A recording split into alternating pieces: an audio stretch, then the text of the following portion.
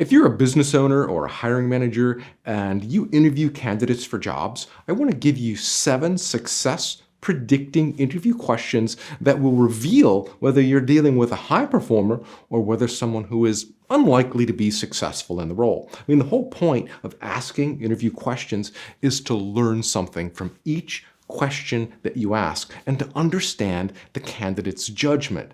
But if you don't know exactly what you're looking for from each question that you ask, you're essentially giving control of the interview to the candidate. And when this happens, you're likely to end up hiring someone who makes you feel good inside, makes you feel comfortable, makes you feel like they're going to be able to do a good job, instead of hiring someone who is likely to be successful in the role. One of the biggest mistakes hiring managers make is that they fail to ask questions that are predictive of success. They think they are. I mean, they might ask some brain teaser questions like, why are manhole covers round? Or how many birdhouses are there in San Francisco?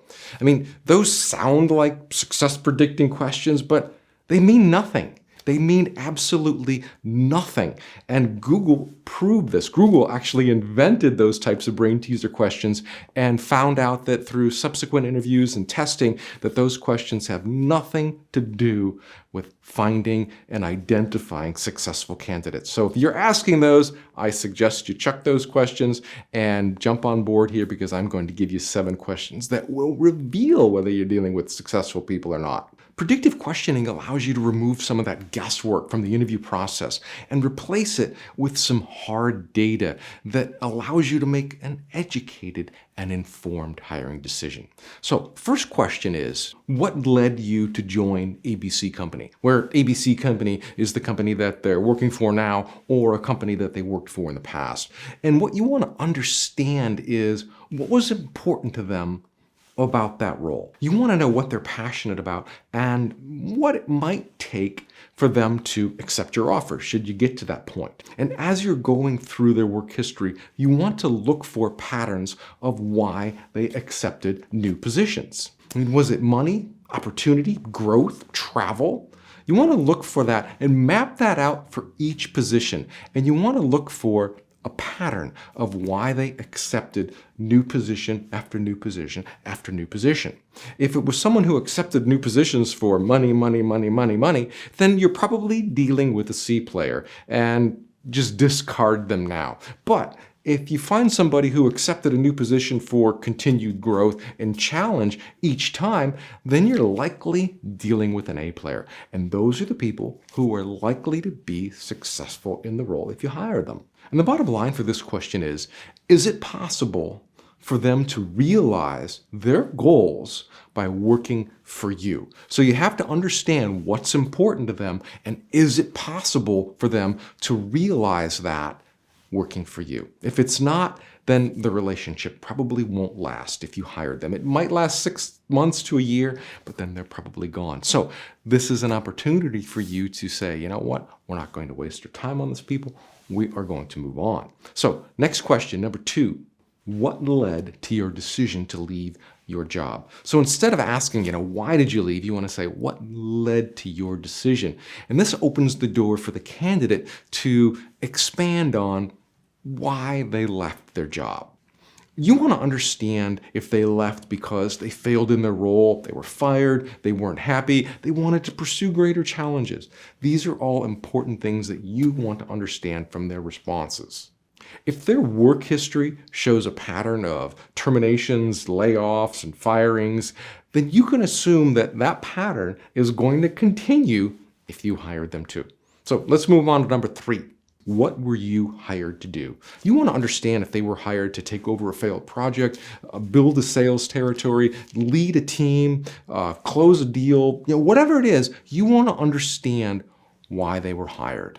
If they didn't accomplish what they were hired to do and they cite reasons like, well, there was poor management, lack of funding, I didn't have the right teams, I didn't have enough resources, you can assume right there you're dealing with a C player, because A players take total responsibility. If they failed at something, they will own it. And they'll say, you know what, it was my fault. I didn't get it done. I wasn't able to do the job. And they won't blame the company. They won't blame the team. They won't blame anything but themselves. And that's the surest sign that you know you're dealing with an A player. So moving on to number 4. What were your biggest accomplishments in your last job, and how did you achieve those? Now, don't let candidates off the hook without giving you all the details. You want to understand if they're simply describing their daily duties or if these are real accomplishments. Basically, if their accomplishments lack grit and fail to leave you with a wow factor, you are dealing with a C player. Let them go now. So moving on to number 5, what impact have you made on the company while working in that position? You're looking for a response that demonstrates the value of their time in that role. I mean, did they move the needle? Did they make a difference?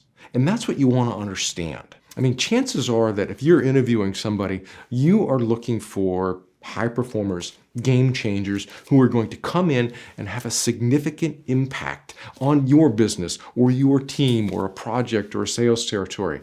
And the surest way is to find out how someone has done it before. If they haven't done it before, they're probably not going to be able to do it for you either. So moving on to number 6. What were you most passionate about at ABC Company, and what did you enjoy the least? This is a compound question, and you are looking for alignment. What you want to do is understand what they really loved about their last job, because you want to make sure that this new position has some of those things in it. And you also want to understand what they least enjoy. Now, the things that they describe that they don't enjoy doing, you want to make sure that that only represents a very tiny fraction of the new job.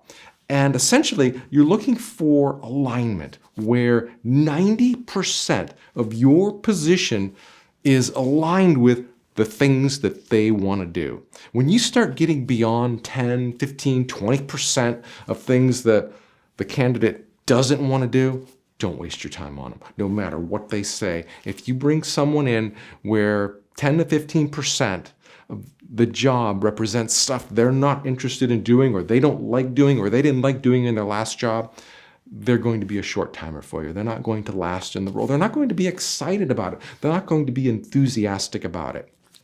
So the number there is really 90% at least. This position has to represent something that the candidate loves, wants to do, is passionate about. I mean, if you think about it, if you hire someone into a role where there are things that they don't enjoy doing, they're not going to be happy in the role.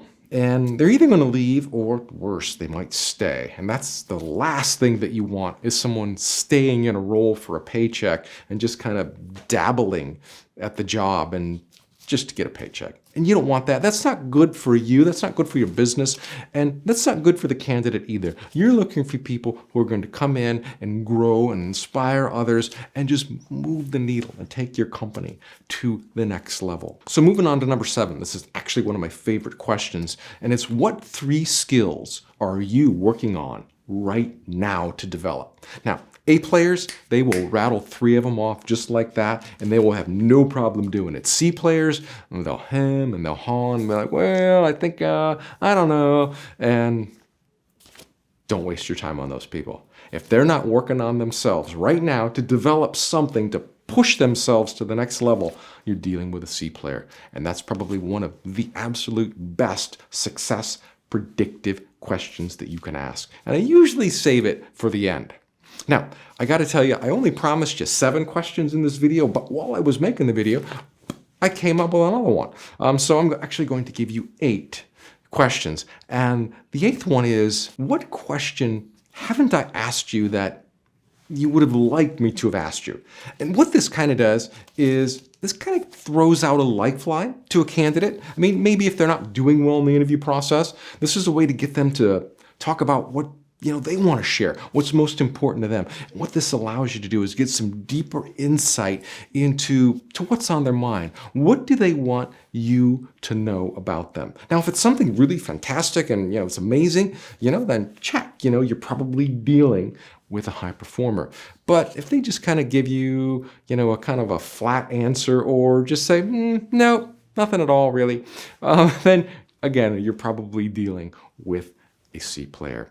And it's time to let those people go because you don't want them in your business. They're not going to help you grow. They're not going to help you take your company to the next level. All right, my friend, that is all I have for you today. Now, if you would like to go a little bit further in this process, I have a book. It's called The 7 Master Steps to Hiring A Players. And it's got these 7 questions in it with more detail than I was able to cover in this video.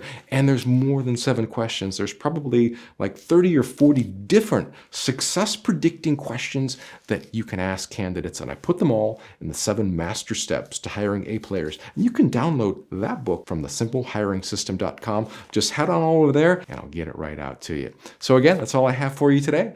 And best of luck to you on hiring your next high performer, your next A player, and take your business to the next level. All right, my friend, I'll see you in the next video. Bye now.